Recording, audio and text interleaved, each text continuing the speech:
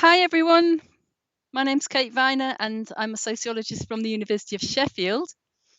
I'm really Hello, delighted to my welcome name. you to this um, event, the Tracking Our Health event.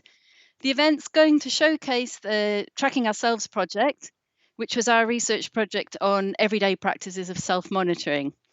So just to explain the format of the event, we're going to show two short pre-recorded presentations. The first demonstrates the House of Tracking, which is an interactive website that uses our interview data. And you'll see this is quite naturalistic or conversational. And the second recording is a brief presentation about the Tracking Ourselves research project. After the two recordings, you'll be back with me and some of my colleagues to answer your questions and hopefully for a lively discussion. And we hope to be able to offer more insights from the project. I'd just like to remind you that we are sociologists and not clinicians, so we can't answer any medical questions. Also, please don't type any personal information into the chat box because it's public, it's not confidential. So, okay, without further ado, we're now going to start with the pre-recorded presentations. Hello, my name is Kate Viner. I'm a senior lecturer in sociology at the University of Sheffield. In this recording, I'm going to present the House of Tracking. This is an interactive website that showcases some of the findings of our research project, Tracking Ourselves.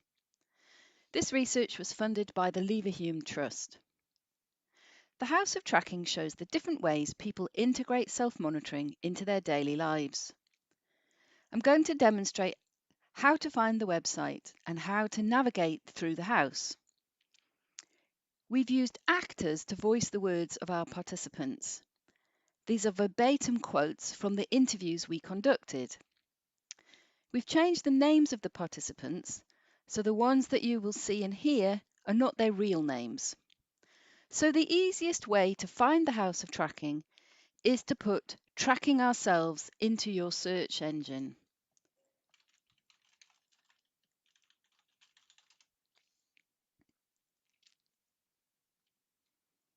Then go to the project website and follow the links from there.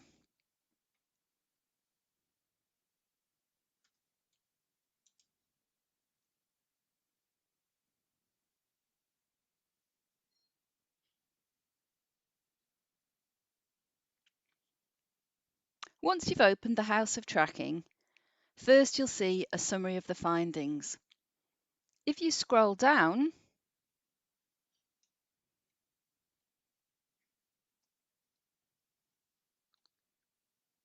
you'll come to the house itself.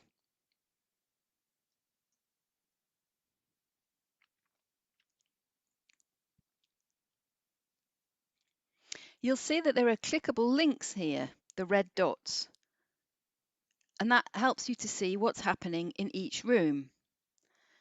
But now I'm going to let the participants do the speaking.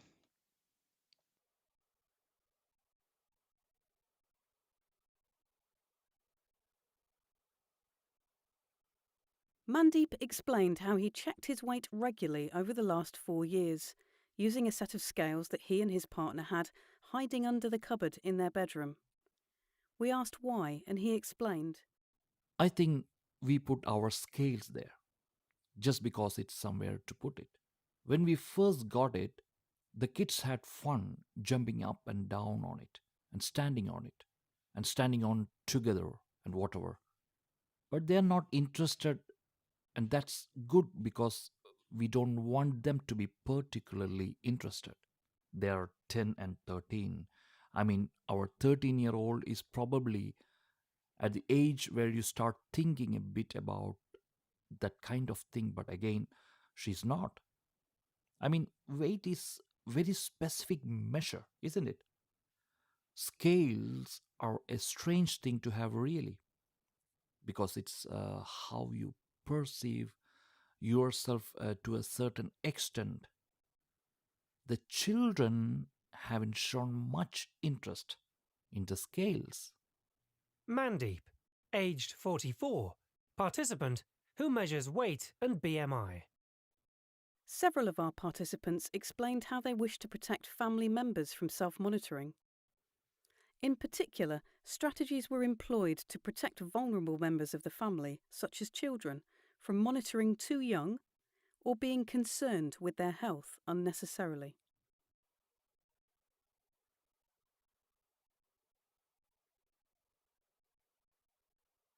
Gareth displayed a photo where he was using his weighing scales in a shower tray. He explained his reason for this. I noticed at the beginning of this, I kept weighing differently on the bathroom floor because of the give in the lino. One day I shouted to my wife, "Come and look at this," and I put a pound back on in minutes. I realised it has to be hard. So that's when I started doing it in the shower. I lost a few pounds. Gareth, aged 58, participant who measures his BM. Interviews illuminated the experiences of using self-monitoring devices in practice.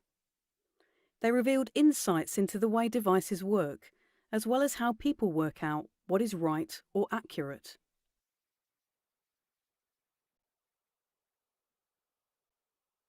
Some people encounter problems when monitoring at home related to the usability of their devices. For instance, the visibility of screens on weighing scales kept in the bathroom can be a problem, as screens or people's glasses get steamed up. People might also take their glasses off when weighing is undertaken before or after showering. You have to stare at without your glasses on. That's why I asked my dad for these new digital displays, so that I don't need my glasses. Becky, aged 36, participant who measures her BMI.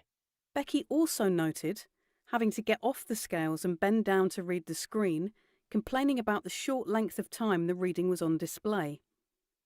This led to thinking about alternative ways of making displays visible. The idea of having a big number that would flash up at me, I felt that would be useful. I have in the past taken a picture on my phone so I can zoom in later and see what the numbers were, because it flicks round so quickly and I don't know what that's saying.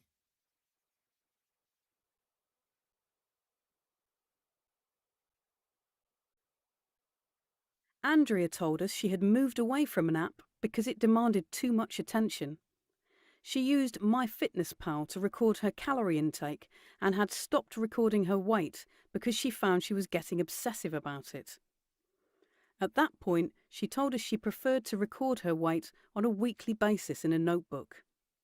So although I weigh myself at the minute, I'm not putting it into MyFitnessPal because I found I was getting maybe a bit too... I started weighing myself every day and I may have got a little bit too obsessive about it. I felt I've gradually started being calmer about it, so I thought I'm going to gradually start doing all the things that I used to do again, which is weigh myself once a week. Andrea, aged 27, who measures her BMI.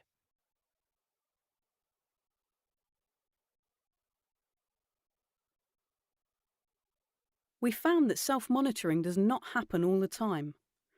Devices may be kept to hand or in sight when monitoring is desired or being encouraged. Sometimes, self-monitoring devices are not used or forgotten about. Shirley explained how regularly she monitored after she put her device away in the cupboard. How often did you take it after that?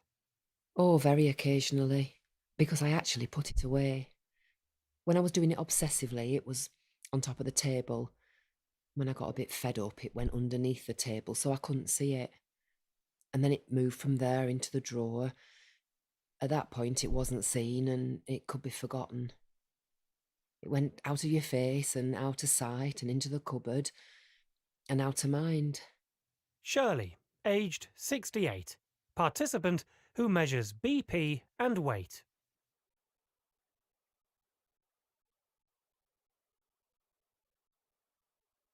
Where our participants were older couples, it did not come as a surprise that looking after their health was done together.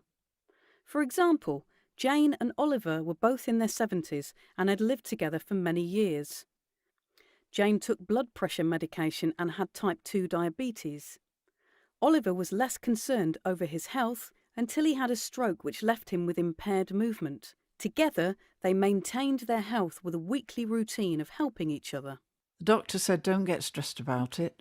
When we have a checkup, we just take our readings in and they input them into their computer.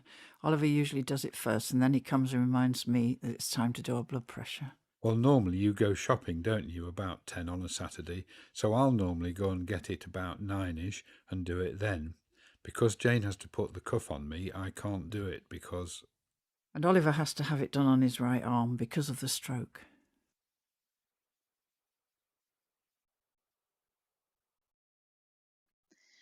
Tracking Ourselves was a research project that explored the everyday self-monitoring that people undertake for themselves, using technologies that they have either bought for themselves or have been given, so independently of health professionals.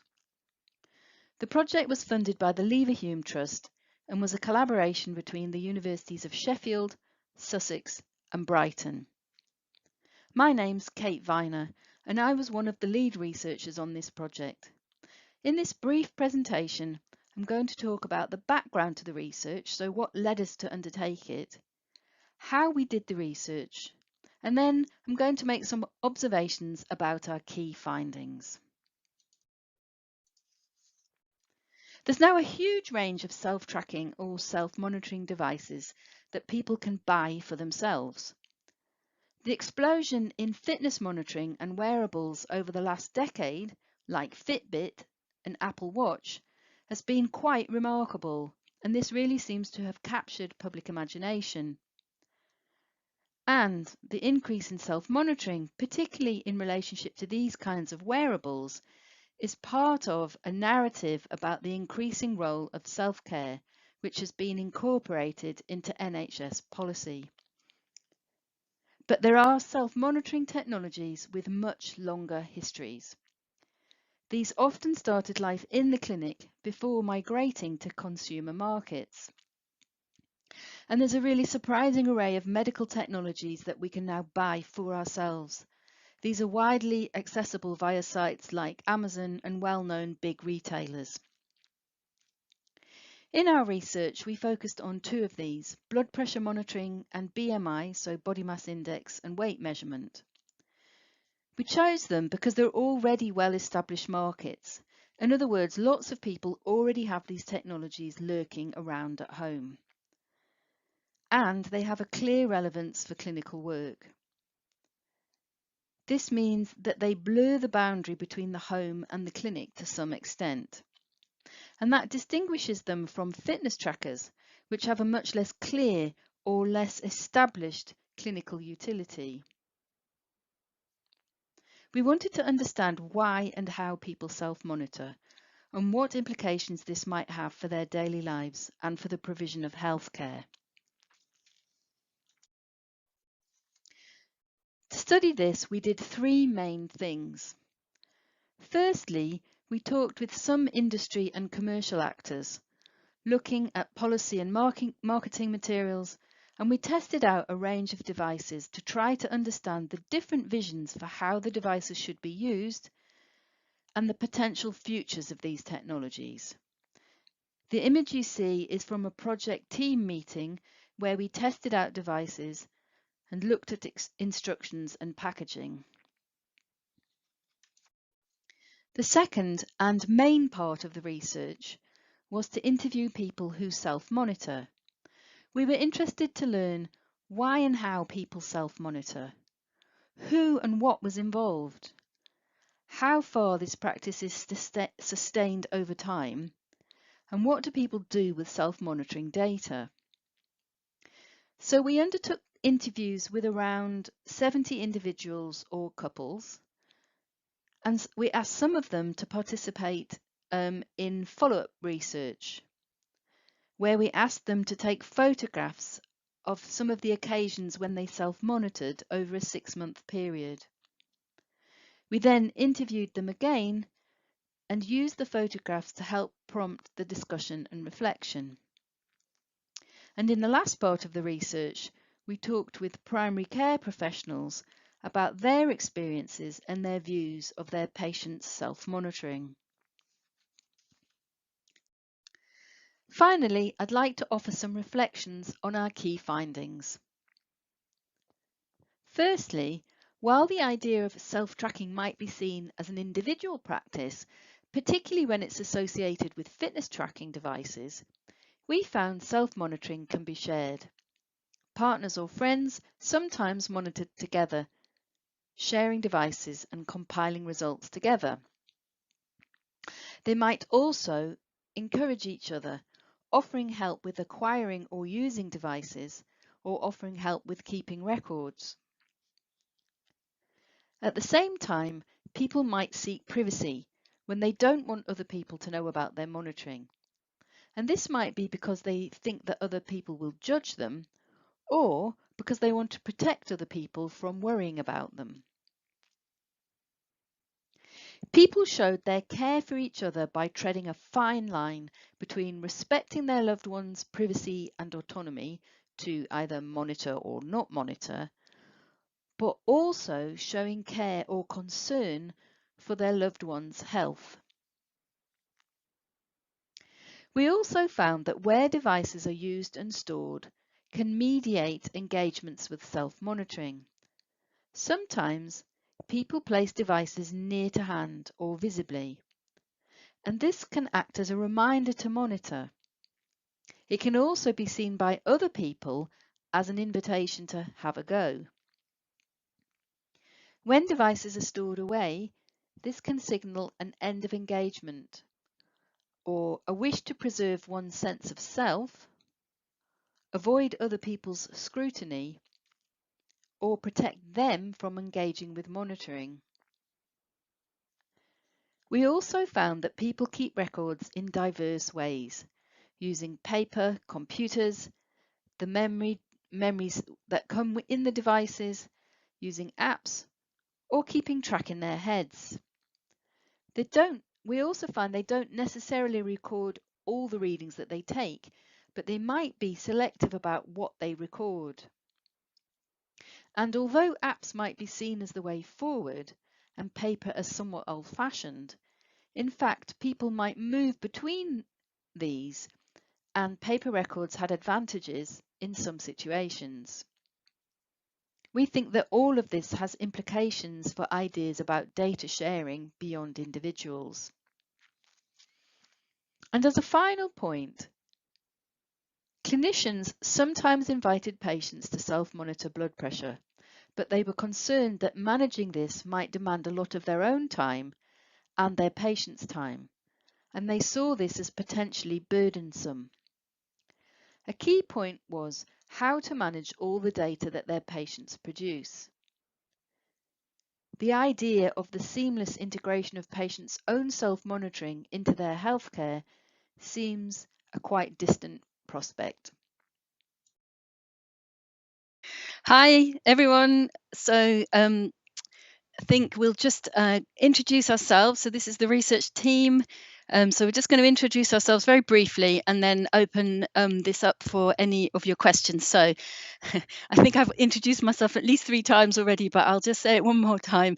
So I'm Kate Viner. I'm a senior lecturer at the University of Sheffield, and I was the person was 27 who had a blood pressure monitor, and that went right up into people in their, I can't quite remember how old the oldest person was, probably in their 80s.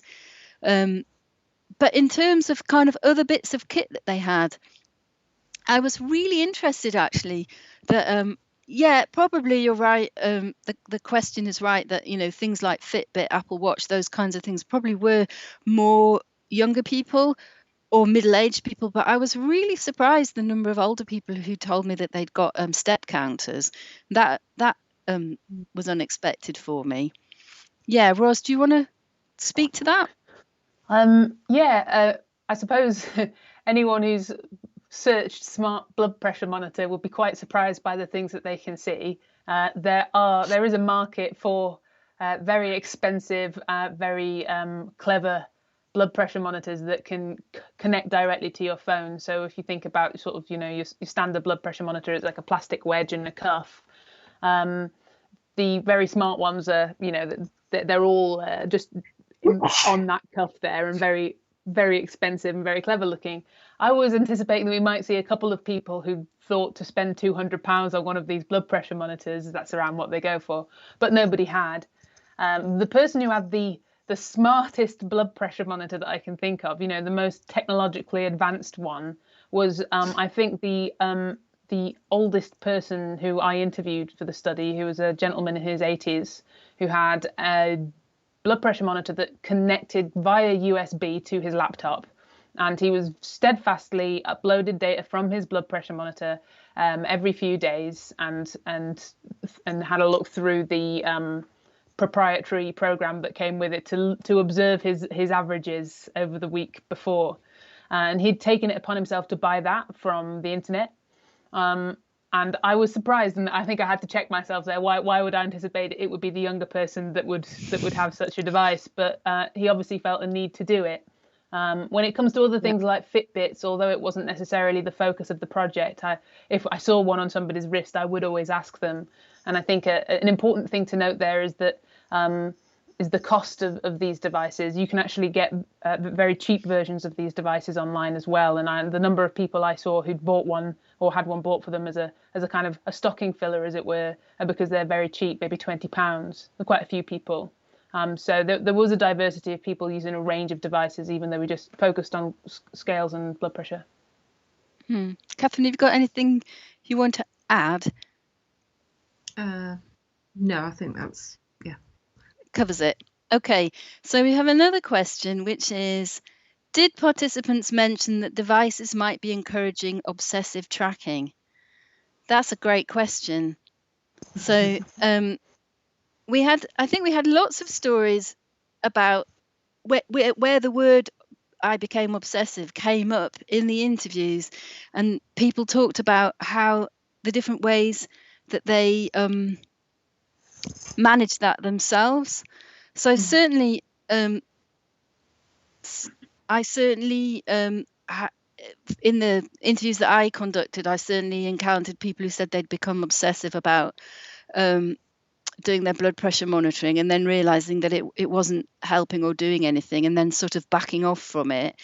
And I think that Ros, you had a really great interview where somebody talked about being obsessive about weighing and recording in Fitbit, didn't you? In fact, I think it was one of the clips that we heard from the House of Tracking. But do you want to speak to that, Ros? Yeah, I mean, some of this was a time ago now, if I'm honest. But if I cast my mind back to it, this was one of the interviewees. I think Kate pushed her recording in the presentation just before this, as she said. I interviewed her on 2 occasions, her and her husband. And those occasions were several months apart. And in that time, I think she had stopped and started her monitoring of her weight and her BMI several times over. And that was partly out of a very strong awareness of what she called her own obsessive desire to measure her weight regularly, and she felt it had become counterproductive, and then it had become productive again.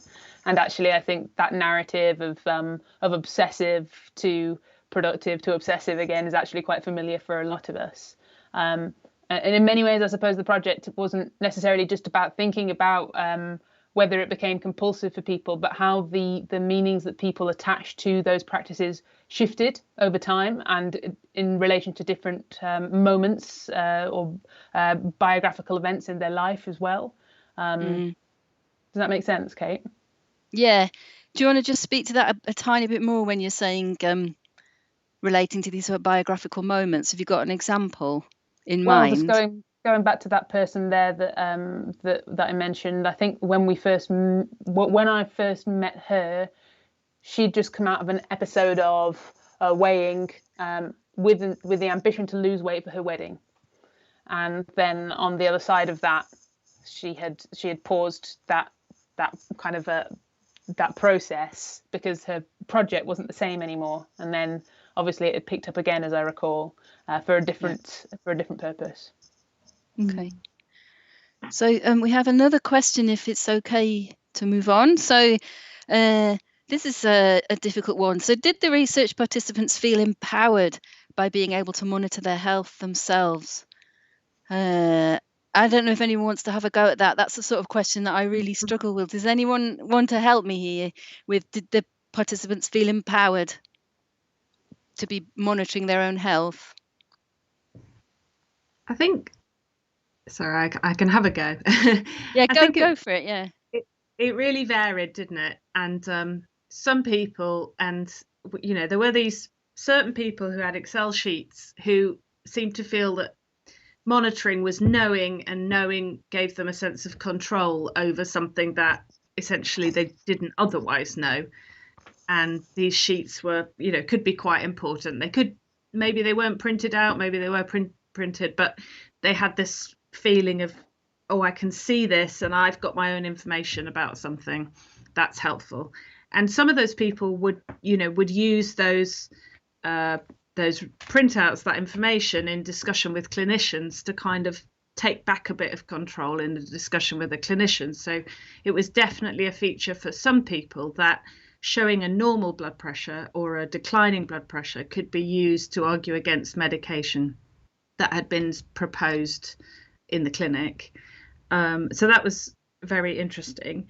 But I think for other people, it was this more episodic checking in, and it could spill over into types of anxiety and obsession. So it really, across our quite large sample, it really varied as to whether people felt a sense of control or felt that they were getting out of control. And empowered, I'm not sure. Like they felt, they could appreciate a sense of engagement and a sense of what the history was for themselves and their bodies, but they had relatively limited possibilities to then act, and the declining medication was one thing. And in just a few examples, unilaterally deciding not to take medication or to reduce a dose was there, but it wasn't a common, that wasn't a typical response. I think it was possible for people, but very often they did it in discussion with their doctors, or at least that's how they told us the story. Yeah, I think I'm not quite sure where I'm going with this, but I think it's the idea of empowerment was certainly something that the clinicians talked about when we talked to clinicians about their experiences of their patients self-monitoring. But once you sort of started to dig down a bit, on the one hand, the clinician said, oh, we think it's empowering for our patients to be able to do this, to take control. But if you actually scratch the surface a bit further, clinicians were actually a bit worried. They thought this was burdensome for their patients. And, so they kind of oscillated between saying it's empowering for our patients and actually we don't want to be worrying about this. And clinicians actually wanting to keep control of those kinds of clinical parts of blood pressure monitoring. Certainly they weren't terribly happy all the time about their patients monitoring, because they felt like it was too much. It was a burden for their patients. Now that's clearly not what our participants said to us. But that's clearly a narrative that came from the clinicians. So in some senses, there was a bit of a mismatch between what people told us about their daily practices and what the clinicians were worried about. But you can see this sense of oscillating between it's empowering or it's burdening. So that's taken that into a slightly different direction, I think. I can see more questions, so I'll move on unless anyone's burning to say anything more about that. Just a little footnote, Kate, that sometimes partners, so long-term partners, might sit in that space that the clinicians also occupied, of saying, we want to protect this person from being over-involved. And that narrative of over-involvement as a danger was very clearly produced in the interviews, both by participants themselves, who'd say things like, I don't get too worried about this. I'm not a gym goer. I'm not obsessed. But also by partners who might express a degree of concern, and so that we saw, just as often as we saw people encouraging monitoring and encouraging healthy living, we also saw attempts to minimize its impact on daily life, the risk that it would cause worry, but you saw both of those things, and the couples trying to manage the fact that they had different levels of concern about health, that their health was a shared issue, in that they wanted to imagine a future together with healthy lifespan. And that was especially if you were approaching retirement, people were aware of, I want my partner to be healthy and me to be healthy so that we can do fun stuff together. But finding that shared sort of space of how much are we going to involve ourselves with this day to day was often quite a delicate issue for couples, I think. Okay, I actually want to ask Lauren a question. I'm going off script a bit because it's not one of the questions that's been pinged to me, but I wanted to ask Lauren, because Lauren, you came to the project quite late after we'd done all the data collection, and you did very helpful things like putting the House of Tracking together. And I wondered what had struck you as the most interesting thing out of the project, coming to it at the end, looking at the findings as you did. What was the thing that resonated most with you? I think for me, one of the things about the accounts of people self-monitoring is the relatability of it in our everyday lives. You know, it's something that I think we can all relate to as we kind of fall in and out of monitoring our health, and also how it changes across time as well. I think, you know, one of the things that was really interesting and sort of made me smile a little bit was, you know, how self-monitoring sometimes sort of came to the fore at certain times in the year. So, you know, after Christmas or in the run-up to a holiday. So, you know, how the seasons might change people's experiences of self-monitoring or certain life events. I think that was the thing that sort of struck me and that I thought was sort of particularly relatable. But also, I think one of the things that was interesting as well, and that struck me, was the kind of the knowledge from sort of devices versus the knowledge from people's own bodies and trusting their own bodies in kind of what they've thought and felt about, you know, the status of their health based on, you know, what their body was telling them versus what, you know, a device was telling them. And I think that was also something that was really sort of pertinent and interesting for me as well. And that sounds very familiar, doesn't it? The way again, that's very relatable in using your language, Lauren, that we can all remember, you know, the trousers are getting a bit tight. You know, I don't need to step on the scales. That's, you know, I know that already. Is that the kind of thing you had in mind? Yes. Yeah. Yeah. Okay. Great. I'm going to move on because I've got some more questions in front of me. So there's a question here about the cost of devices and whether we think there's a digital divide. I think that's a really, really great question. And it was surprising to us, I think, the kind of range of people that were doing this. So you might think of it as just a sort of purely middle class preoccupation, but actually it went across the spectrum. And I think that's probably because the devices are pretty cheap, actually. You know, you can get a blood pressure monitor, a decent blood pressure monitor for 20 quid. So it's not like, you know, it's... Sorry, I'll use it in the vernacular that I understand. It's like 4 pints of beer in London.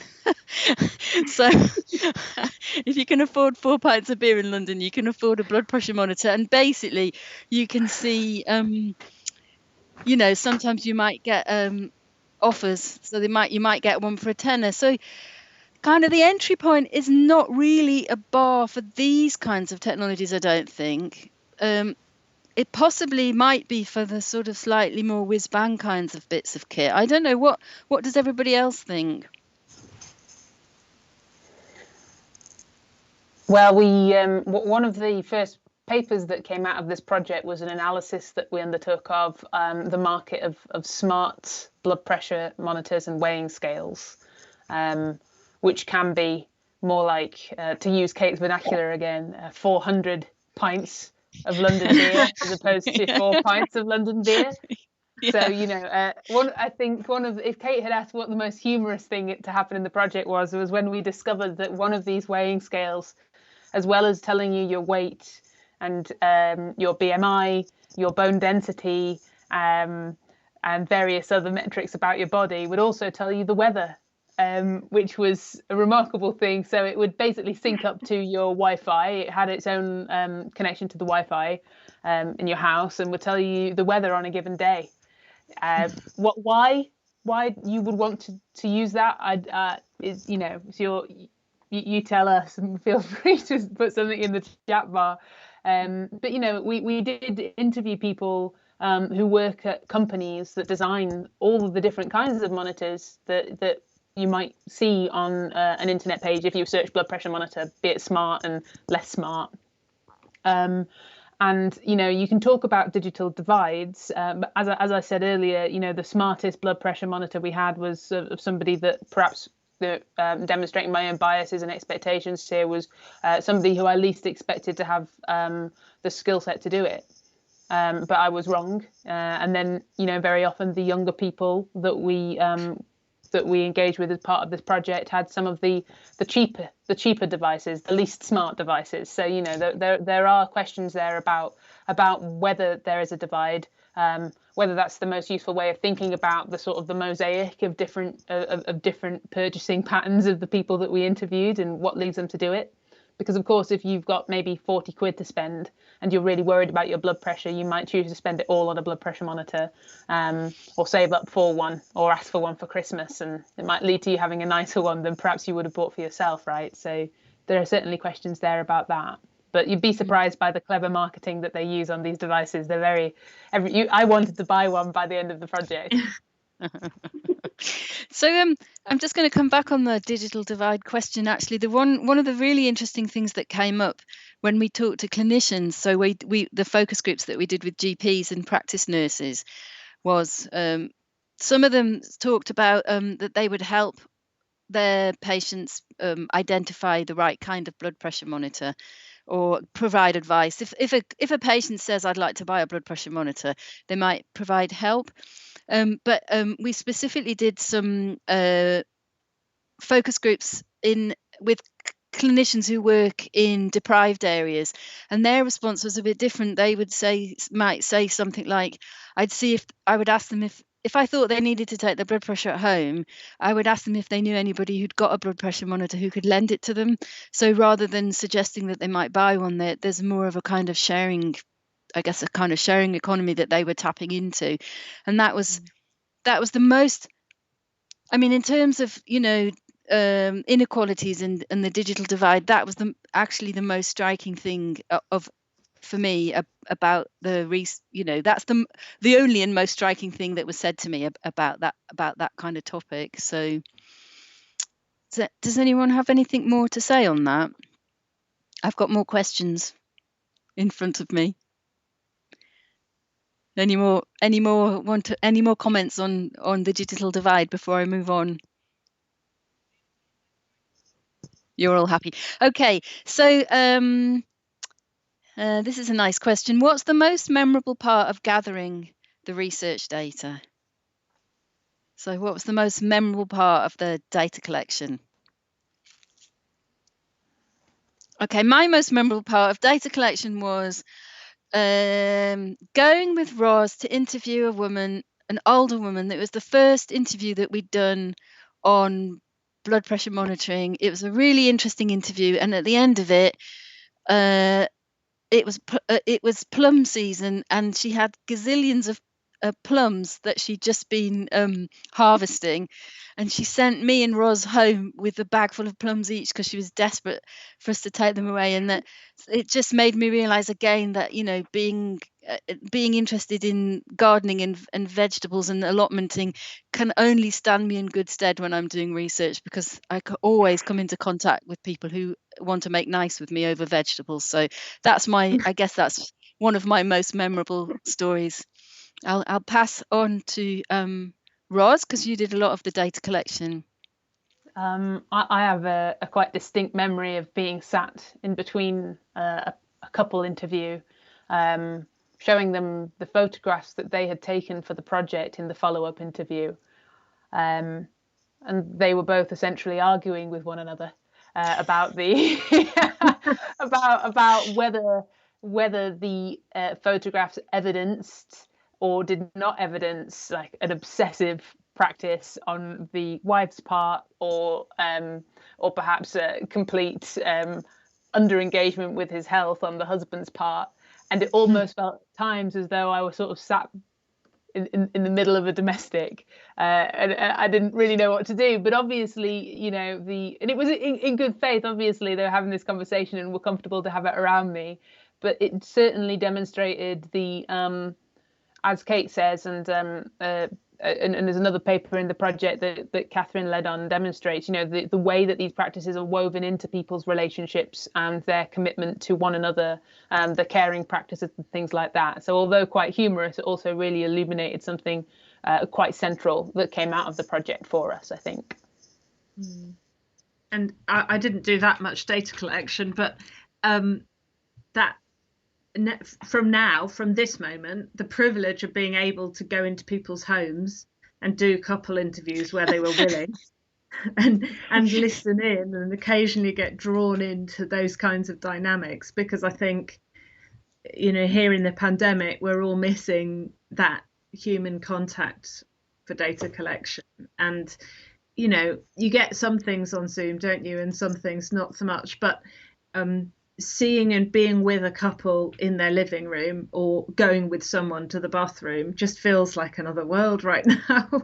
And I just can really hope that we get the opportunity to engage with people in those ways again, because I think there is something about live methods, and there is something important about going into homes when people are comfortable with us doing that. And I know this gets discussed and has been discussed in my university in ethics committees about researcher safety and should we go to people's homes. But I really think you get different kinds of data from that practice that would be very sad to lose and always be either doing Zoom interviews or hoiking people onto campus, because it's a very different conversation. Yeah. I have one more anecdote that was very striking for me during the research, which was I was interviewing a man, I think he's sort of middle-aged man, and actually he had come into my office, but he'd brought his blood pressure monitor with him. So we were sat in my office and he had his blood pressure monitor, and I was asking him to talk me through when he'd last used it and stuff.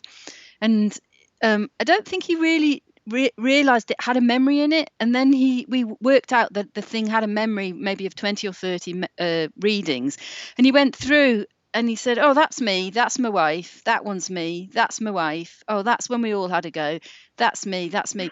I found it incredibly striking that he would recognize just from the figures the practice that had been going on at home. It was a terrific way of kind of reverse engineering what had been going on, and the number of times that people said, oh, we all sat around and had a go because you asked us to come to an interview, so the day before I got it out to test it to make sure it was still working, and we all sat around and had a go.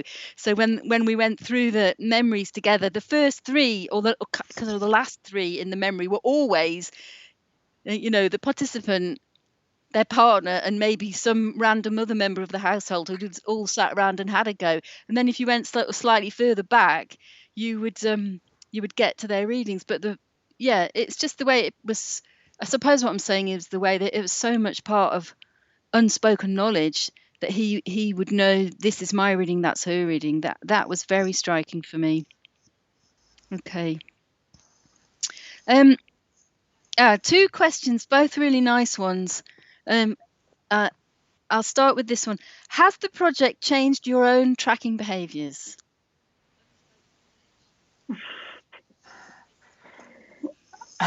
Well, I can tell you that I, as part of this project, we purchased a set of devices to undertake part of the analysis, which ended up in one of the papers that came out of the project. And for a time, I've inherited 2 of these devices into my own home. So me and my wife regularly weigh ourselves on a smart weighing that tells us the weather. And also, a blood pressure monitor. So I've never ever measured my blood pressure monitor before this project, and became quite au fait with numbers and what they meant, and for a time perhaps quite paranoid about my own. So yes, it did affect mine. It's a really good question. Anyone else? Catherine?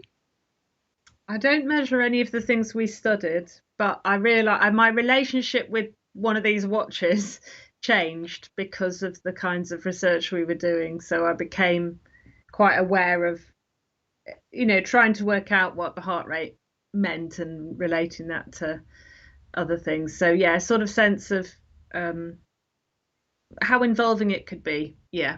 And also trying to keep an eye on how involved I was, like our participants. So finding ways to set it aside and reclaim a bit of space for other thoughts and interaction. Lauren? I wouldn't say it's changed anything, but I guess I kind of developed a bit more of a consciousness to the way that I kind of resist it.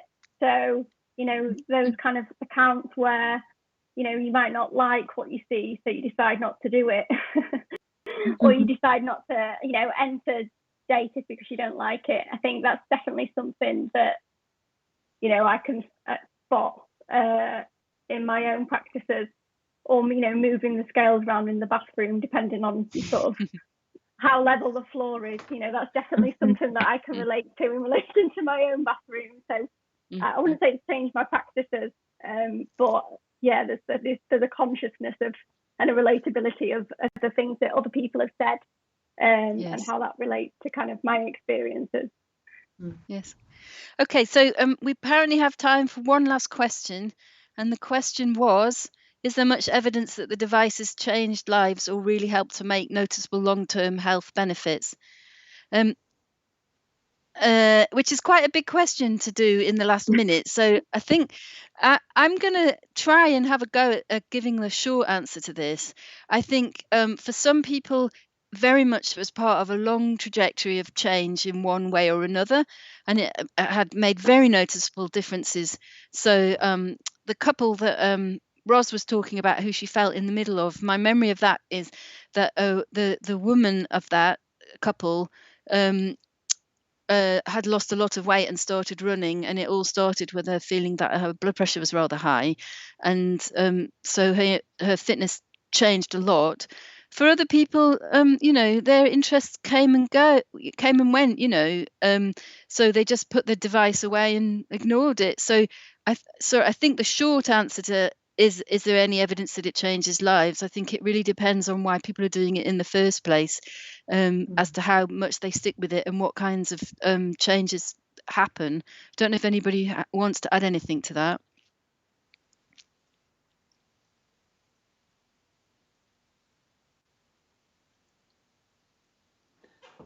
If you look on the websites for these devices, they will all tell you that they do change lives and market heavily on that claim.